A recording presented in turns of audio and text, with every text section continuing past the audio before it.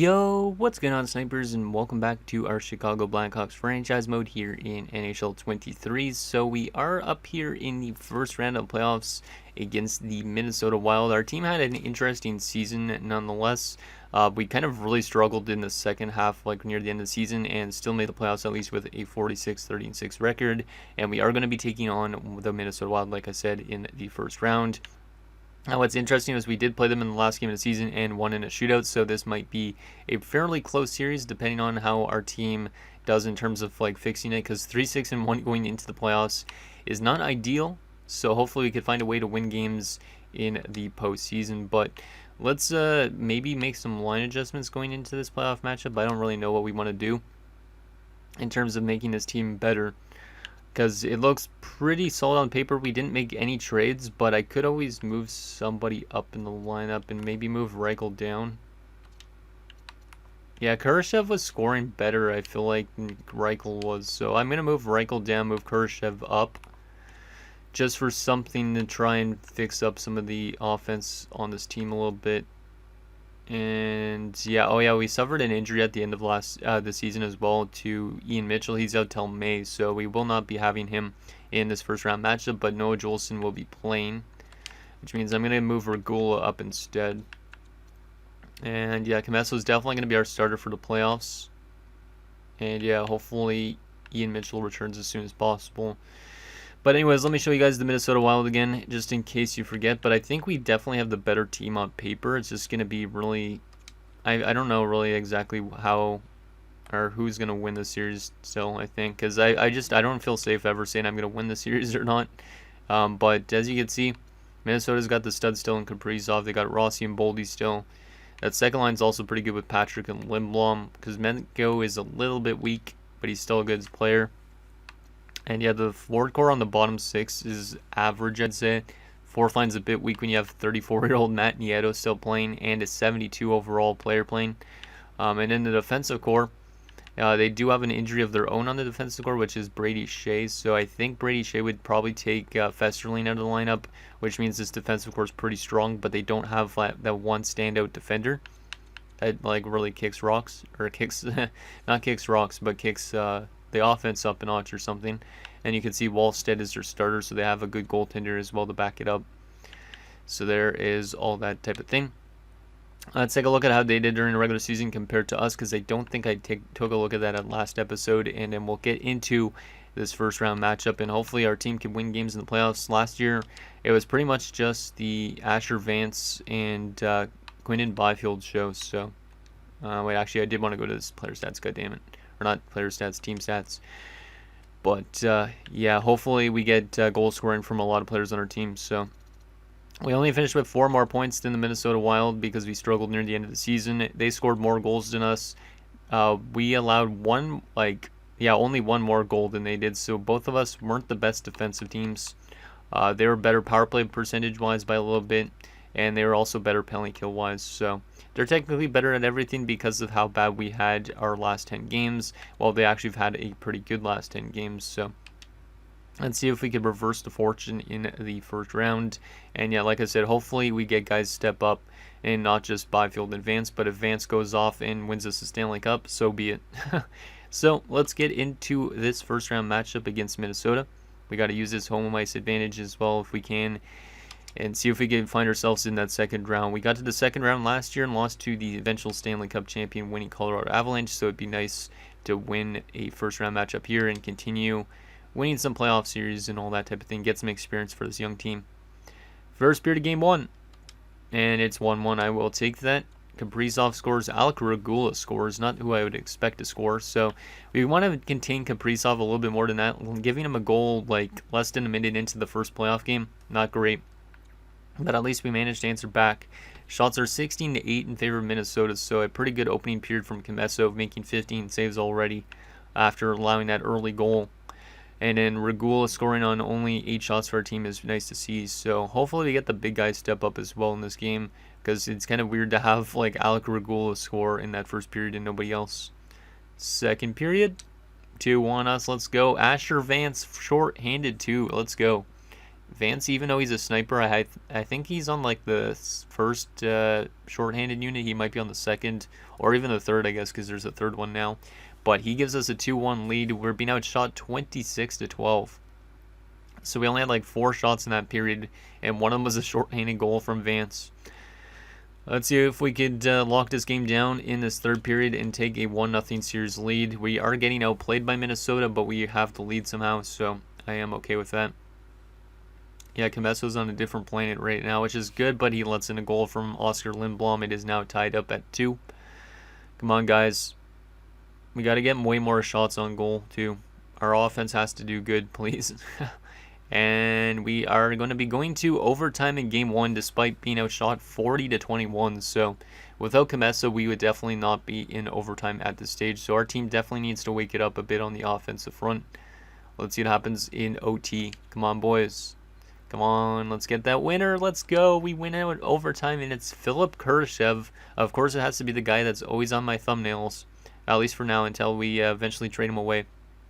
But Philip Kurashev with an OT winner. We got outshot badly, and we win 3-2. So we kind of cheesed our way to the win in that one, but that is okay. So Regula from Korchinski and Pedersen, Vance short-handed from Kurashev and Edvinsson, and then Kurashev from Zari and Girard. So good game from Kurashev. He had 2 points. Any minus players? A couple minus players. That was the line that's normally minus, which is the second line, and also Noah Juleson. Goalie-wise, yeah, Comesso. He gave us that win. 951 save percentage. That's a playoff game for the ages right there. Comesso the first star, Kurashev the second star, and Asher Vance the third star. 5 hits from the sniper. Interesting. Didn't think he was that type of a physical player, but he's doing as much as he can for his team at the moment. But yeah, if Comesso has a season like he did, or a playoffs like he did in the regular season, this guy is definitely going to be a stud goaltender for us for quite a few years, because he's been pretty good at times. He started off the season with like a 922 save percentage, finished off with a 915 because the team struggled near the end. But yeah, that's a really good sign when he's on his game, especially in Game 1. Like, he let in that early goal, and then he only let in one more goal the entire game. So let's see if we could take a 2-0 series lead. Hopefully our offense could be a little bit better in getting in terms of shots on goal and whatnot, though, in this game. First period of Game 2, and it's scoreless. Okay, I'll take that, and we are out shooting him 16-9, so that's a good sign. We have almost as much shots as we had all last game, which is kind of funny to say that, because we had only 22 shots through 3 periods and then also a part of overtime. So the fact that we have 16 shots in 20 minutes is a good sign, but also Wallstead was on his game in that first period, which is not a good sign. So let's see if we could get the lead in the second period if possible. Second period, and it's going to be 2-1 us. Let's go. Festerling scores to make it 1-0 for them, so that's the guy that's replacing Shea, who's out with an injury still. Kurashev scores again on the power play, so Kurashev's having himself a pretty good playoff so far, and he made it 1-1. And then Brunstrom scores, of all people, to make it 2-1 for us. Shots are 26-16. Let's get some insurance here in this third period and lock this one down. But it's good to see us getting more shots in this game, because that was not good to have that much shots in the first game, but we managed to escape with a win. So a win is a win. I'll take it regardless, you know. Come on, boys. Let's get that insurance goal, please. Final 5 minutes of this third period. And we are going to escape with a 2-1 victory. So back-to-back games where there were 1-goal games. And we are up 2-0 in the series on Minnesota, which is great to see. Kurashev from Lambert, and Brunstrom's game-winning goal came in the second period from Girard and Nazar. So Vance was not really anywhere offensively, but another great game from Comesso. A 962 save percentage. He's on a different planet right now. Wallstead was also good in that game, so props to him. And Brunstrom with the game-winning goal gets the third star. Yeah, Comesso is on a different planet right now in these first 2 games. Don't know how long that's going to be maintained for, but if it maintains it all playoff long, I will be okay with that for sure. So, like, he's having a playoff game for the ages, or playoff series for the ages at the moment. Like, only 3 goals against in 2 games. Pretty impressive. Like, since allowing that early goal in Game 1, he's only allowed 2 goals. Okay, so the series shifts over into Minnesota. Our offense hasn't been the best, but Kurashev is leading the team in points after his first 2 games with 3 points. Not exactly who I expected to be leading the team in points, but like I said, as long as the depth on this team shows up in the playoffs, that would be great, because last year we had to rely on 2 guys, and that didn't help us out in terms of getting past like the second round. But this year so far, we're getting some depth scoring. So if Vance all of a sudden starts going off in our depth scoring, maintains itself, then this team definitely has a shot at winning some playoff rounds. So here we go, game number 3. Can we take a 3-0 series lead on the Wild and be 1 win away from going back to the second round? First period.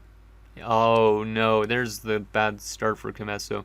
I mean, he got peppered in shots, so I'm not going to blame him fully. 3 goals on 18 shots. Yikes, that's way too much shots to give up in the first period alone. So Lazar scores, Rossi scores on the power play, and then Kuzmenko makes it 3-0 for them after 1. Shots 18-9, like I was saying, so not the greatest first period. Hopefully we can find a way to get at least a goal or 2 back in the second period. That'd be good.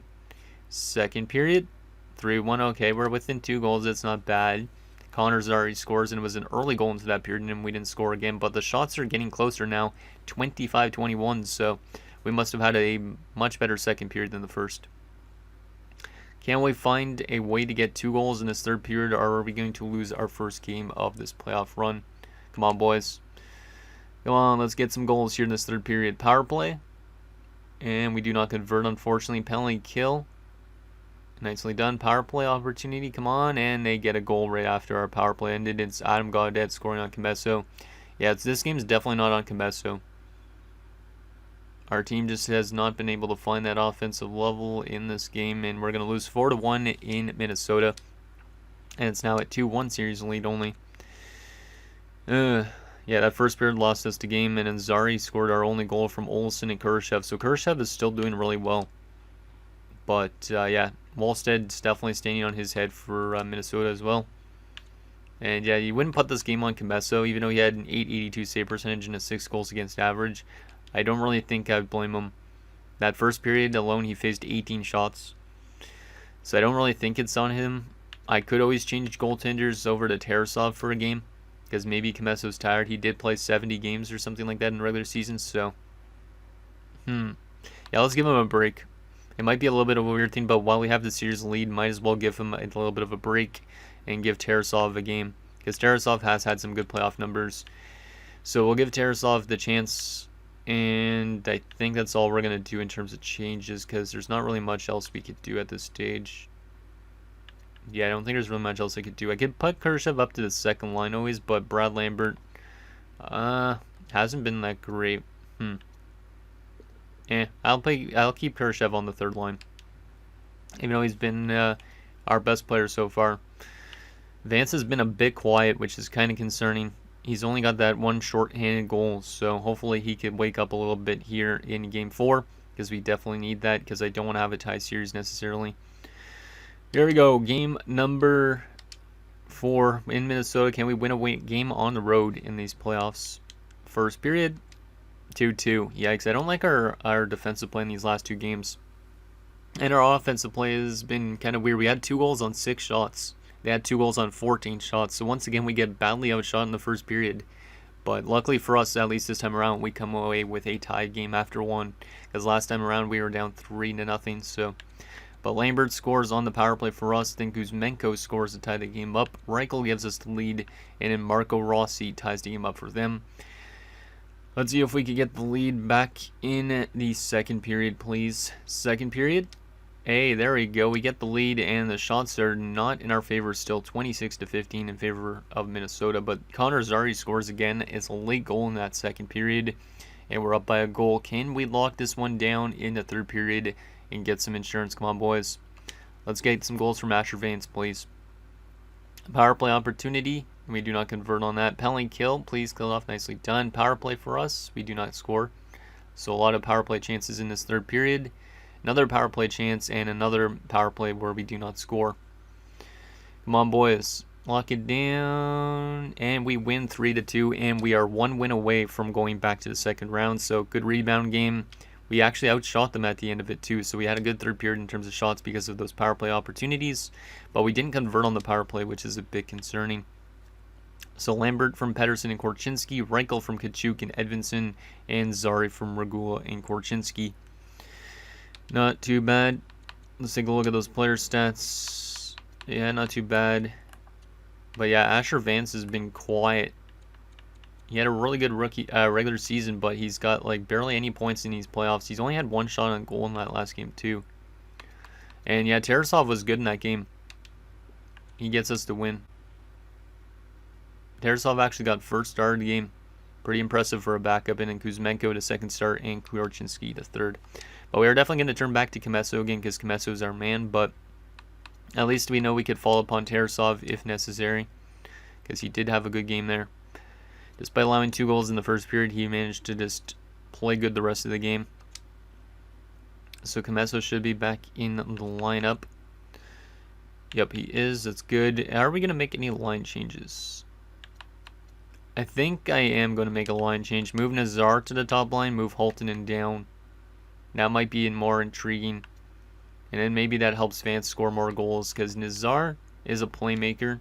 Haltonen is a sniper, so you would have had 2 snipers on the top line. So maybe moving Nazar to that top line will help. Actually, Brad Lambert was good with them before, so I forgot about that. But you ran Brad Lambert on the top line, and that line was killing it in the playoffs last year. So yeah, we will run Nazar on the second line with Haltonen and Pettersson, and then reunite that top line from last playoff run and keep everything else the same. Then we'll see if Vance starts scoring goals, because if he needs Lambert to score goals, then Lambert should always be on our top line in that sense. Okay, let's get into game number 5. See if we can eliminate the Minnesota Wild and see if Vance can start scoring some goals. Or are we going to rely on guys like Khrushchev all playoff long? First period, scoreless. Okay, I will take that. A good defensive period. We're out shooting him 12-10, so pretty even period for the most part.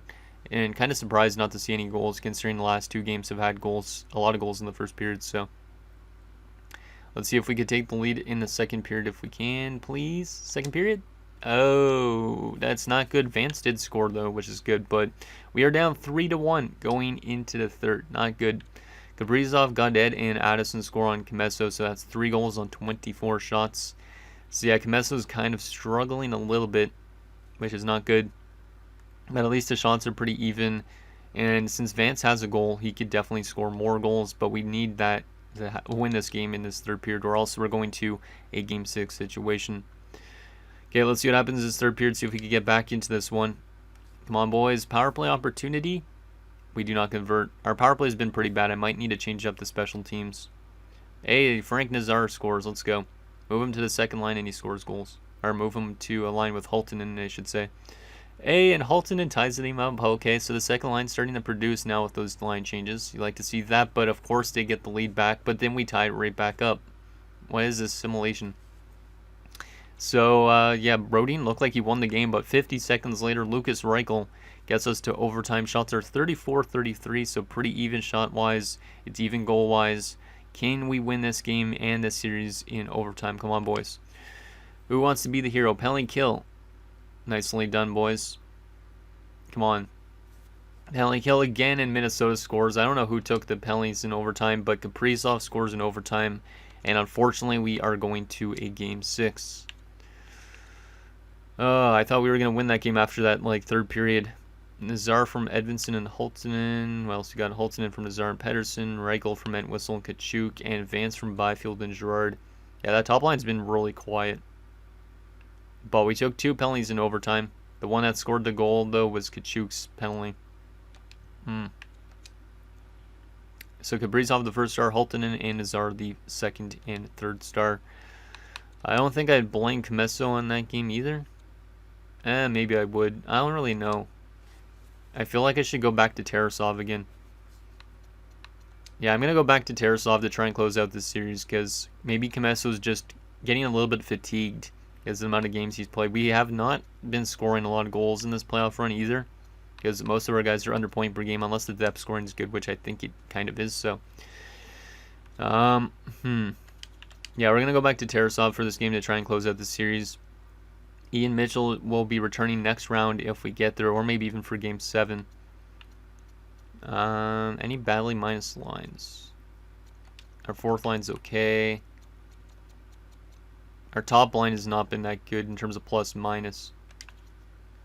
but there's not really much I could do. Can I put... I could try that. Tried 3 young guys of Halton, Pettersson, and Vance. Then tried Nazar with Byfield and Lambert. Let's try it. Let's try it for something different. And for defensively, let's try that, moving Regula down. And yeah, we'll try Tarasov as the starter.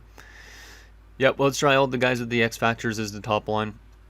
Put our best guys out there and see if that helps us get this series win. Because I don't really feel fully safe with this team's performance so far in this first round. Like, every game almost has been a 1-goal game, except for this one where we lost 4-1. So here we go, game number 6. Can we close out this series and not have a game 7, please? First period, 1-1. I will take that. Not too bad. Brad Lambert scores, and then Kaprizov scores again. So we definitely need to find a way to shut down Kaprizov, and also find a way to stop getting so little shots in the first period. We're being outshot 16-5 after 1. That's like the 3rd time this series where we've been badly outshot after the first period. We're lucky to be tied. Let's see if we can get the lead in the second if possible.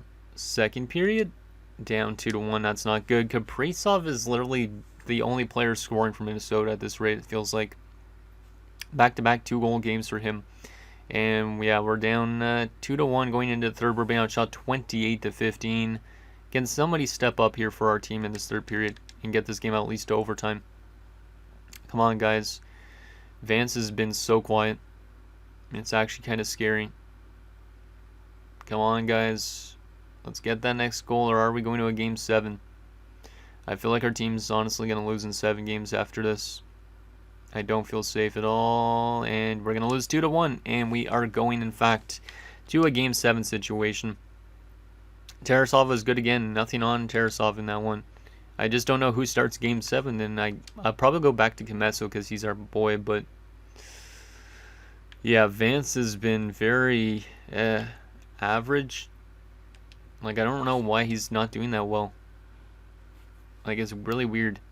Because he had a really good regular season, but he's all of a sudden just completely dried up. Ian Mitchell's back, that's good. So Ian Mitchell will get to play game 7, which means hopefully that helps us out in terms of maybe giving some more offensive boost to our team. Yeah, I don't really know what the problem is. We're going to go back to Kometso for sure. But what do I do to get Vance going? Let's go back to Byfield at center and Lambert up there. Let's move Vance to the middle of the ice. Try him in his natural spot. And then we'll put Byfield and Lambert on opposite wings so they're shooting. And yeah, we'll try something like that. Because there's not really much else we could try. Yeah, let's just try that for game 7. Might as well. And we'll do a real-time simulation. Hopefully it's not another one of those games that go to overtime, but like literally every game in the series has been a 1-goal game. Almost, except for that one game. That's actually nuts. Like, look, we win 5-4, we win 3-2 in overtime.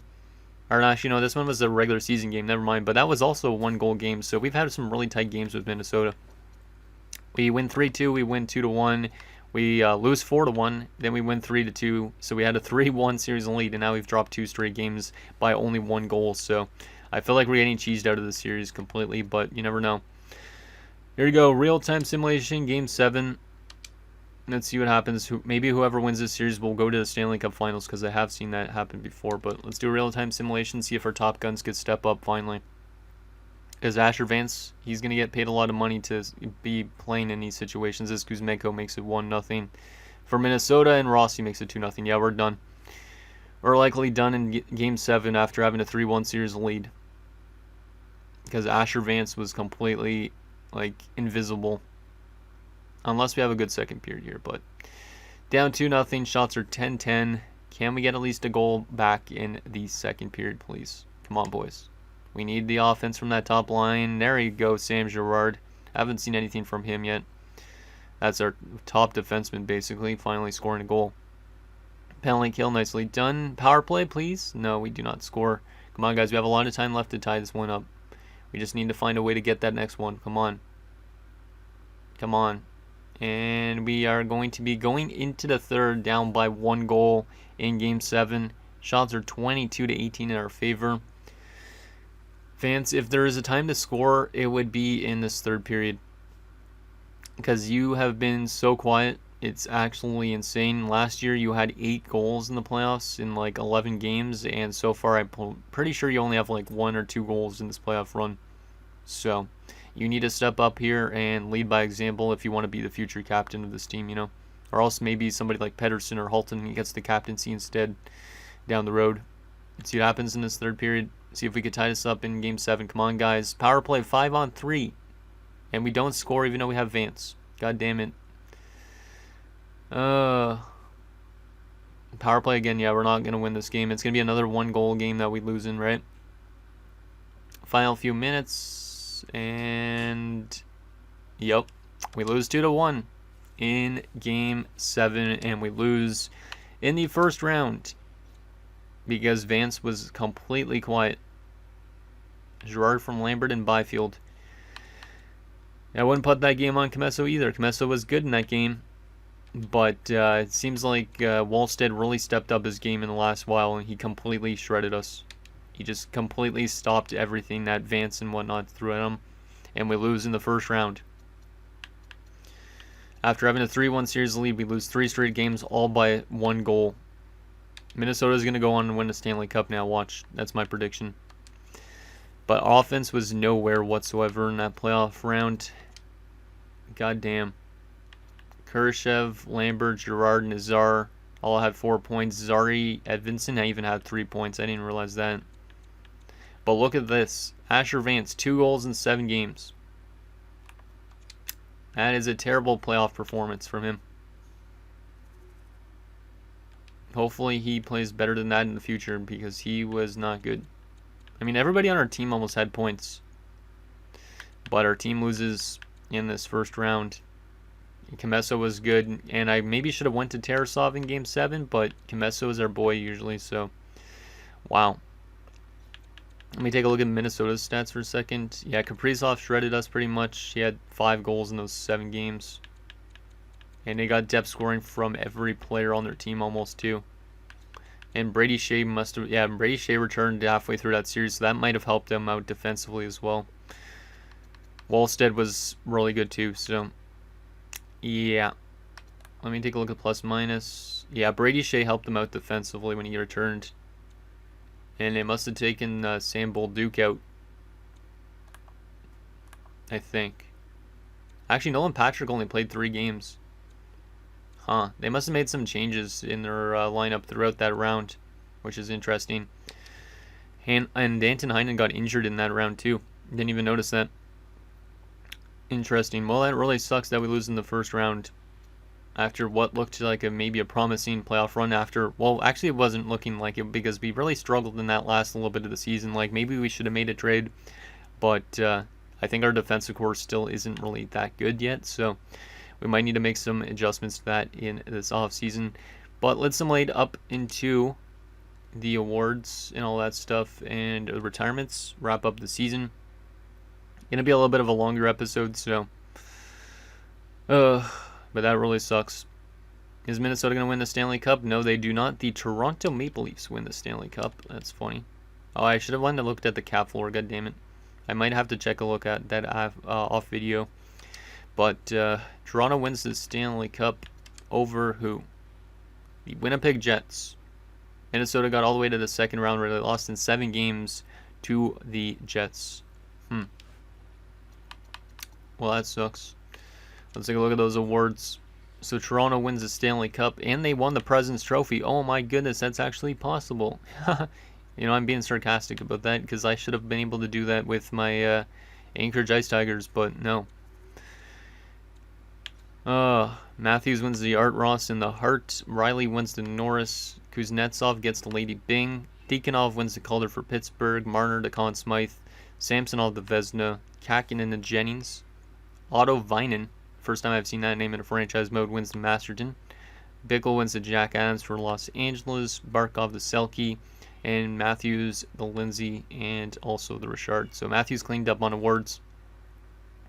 AHL award-wise, did we get any awards down there in the minors? No. Not a surprise, though. Okay, so there is that. Let's continue simulating up into the retirements and all that stuff. So, draft lottery results. So, Montreal has the first overall pick, followed by New Jersey, Nashville, Dallas, and Vegas. Interesting. Okay, so retired players for this season. Ovechkin retires in San Jose after he got dealt at the trade deadline. Doesn't win the Stanley Cup in that last season. He had no goals in the playoffs, which is kind of surprising. But Ovi retires with over 1,000 goals. Ew, that is gross. Bergeron retires as a Stanley Cup champion with the Toronto Maple Leafs. Oh, wow, and he was way over point per game in the playoffs, too. Yikes, that is nasty to see him in Toronto. Brad Marchand retires in Tampa Bay. The two of them retired the same year. Interesting. Jonathan Toews retired in St. Louis. Chicago fans ain't gonna like that. So there you go, Hawks fan.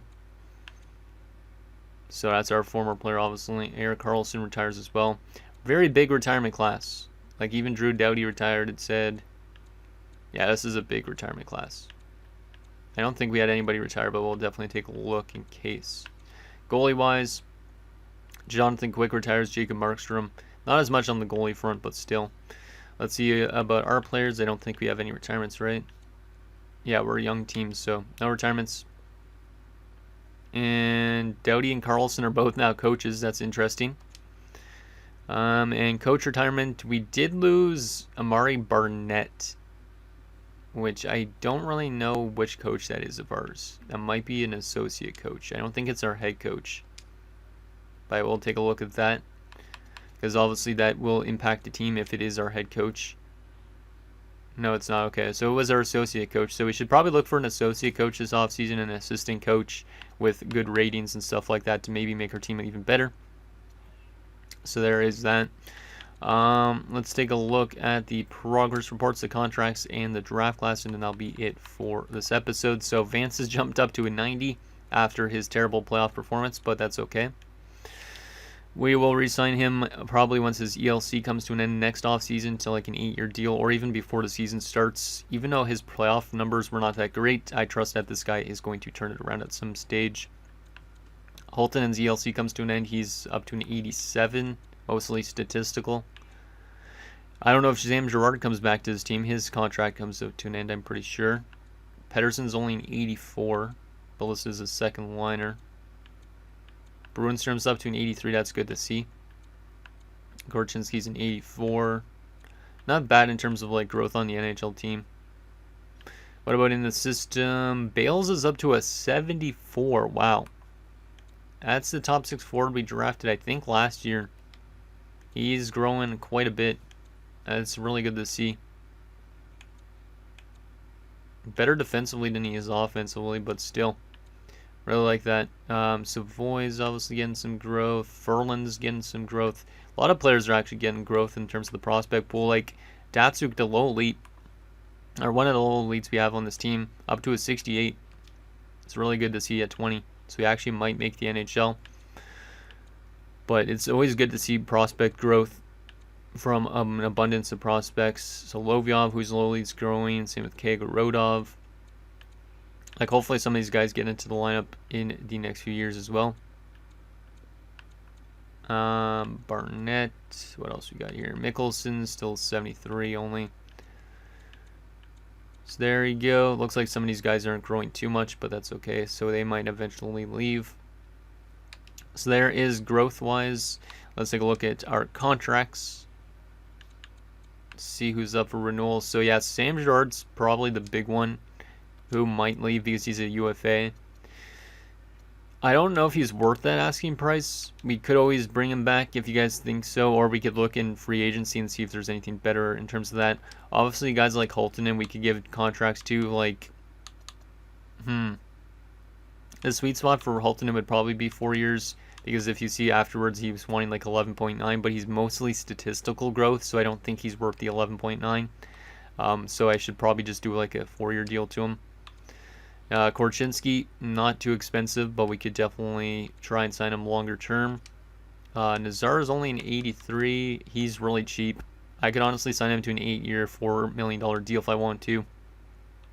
I'm not sure if we'd be bringing back Kachuk and Mitchell. Edvinson wants a one-way deal, which is good to see. But he's probably going to cap out around a 79. So, and we do still have Alec Regula's rights for a little bit longer too. So we could keep him onto him if we want to. But all these guys are up for renewal. Just in case you want to see the entire list. And also Daniil Tarasov. Do we bring him back? He does not want a lot. We could give him another big contract if we need the cap space as our backup goaltender.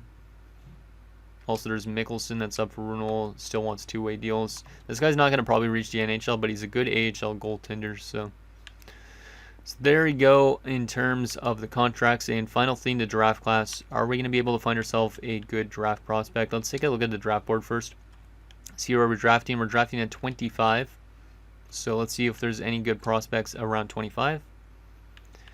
So the first overall pick's a medium elite power forward, interesting, from Switzerland. But we're drafting at 25.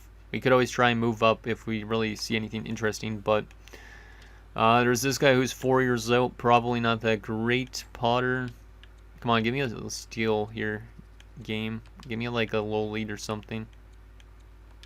Somebody that's like NHL ready. And it doesn't look like it's going to be the best draft class unless our scouts are just not doing a good job. Because I'm not seeing any huge steals. Mikko Lehtinen, that's funny. I've seen that name so many times. Jacques Leclerc. We're going to sort by potential shortly too, but let's see if it's worth moving up in this draft at all.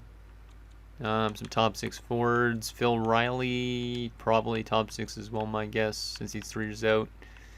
Probably not worth moving up to get anybody. There is this Bolt guy who's a right-handed defenseman that's 1 year out. That might be an OFD. He's compared to Torrey Krug, but he does have shutdown ability maybe. Interesting. That guy may be intriguing, but he might be a top 4 defenseman. I don't think he's an offensive defenseman. Or not an offensive defenseman, an elite defender.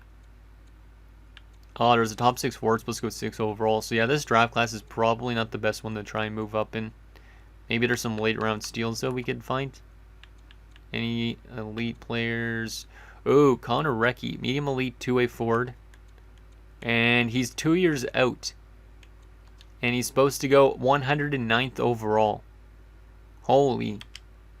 Okay, that guy's definitely a pick of ours.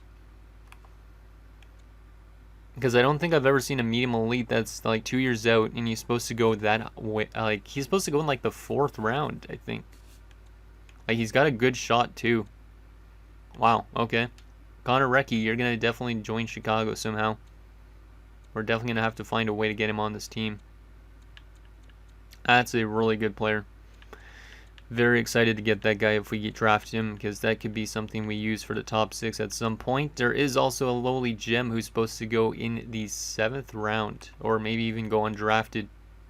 So we're definitely going to pin him as well. Sasha Pielmeyer. Tony Schaefer, I don't think he's going to be that great of a lowly, but we could pin him in case. Jimmy Paul, it's a cool name, we'll pin him too. Don't know if some of these guys are actually lowly, but just in case they're still available when we get to that point. But yeah, I definitely think that medium elite guy is going to be really good. I don't think I've seen an NHL ready medium elite that's not supposed to go in the 1st round. It's probably because of his age, because he's 6'3", 202, and he's 19. He might be a power forward. No, he's a 2-way forward, guaranteed. But he's almost like a power forward type, it looks like. So, because he's got good shooting and all that, and size. So that is that, and that's going to do it, guys, for this episode of our Chicago Blackhawks franchise mode. So in next episode, we will take it to the draft and re-sign stage. We'll try and keep this team as much together, depending on if we let go of Sam Girard or not, and all that type of thing. So let me know what you guys think down below, and I'll see you guys next time.